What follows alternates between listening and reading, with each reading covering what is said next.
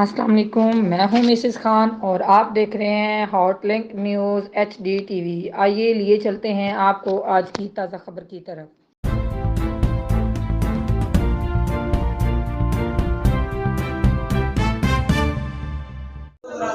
Wah Cantt अलमत welfare foundation की जानिब से रोजाना की बुनियाद पर इफ्तार के लिए एहतिमाम किया जाता है, जहाँ ला तादाद अफराद रोजाना रोजा इफ्तार करते हैं। हमारा नुमाइंदा साकिब अली उस वक्त वहाँ मौजूद है। मजीद तफसीलात उनसे जानेंगे। जी साकिब, आगाह कीजिए।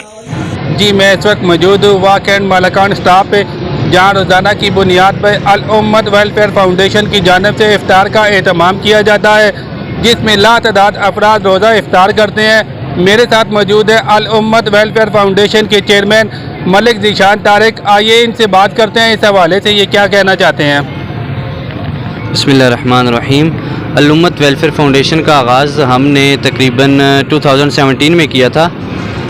2017 में इसका आगाज़ किया था और इफ़्तार दस्तरखान से ही आगाज़ किया था, और आज तकरीबन 5-6 साल से यहाँ पे बाकायदा इफ़्तार दस्तरखान लगाया जा रहा है। एक यहाँ पे और एक टेक्सला में लगाया जा रहा है। यहाँ पर तकरीबन 600 प्लस बंदे होते हैं इफ़्तार के लिए, और टेक्सला में भी 200 के करीब तादाद होती है।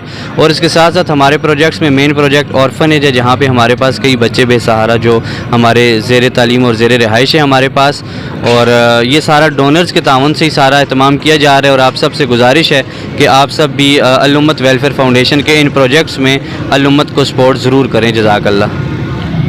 जी बिल्कुल, आपने इनकी बात सुनी। टेक्सला वाकंट में अल उम्मत वेलफेयर फाउंडेशन की जानिब से लगाई गई दस्तरखान में रोज़ाना की बुनियाद पर 800 से ज़ायद अफराद रोज़ा इफ्तार करते हैं। जी,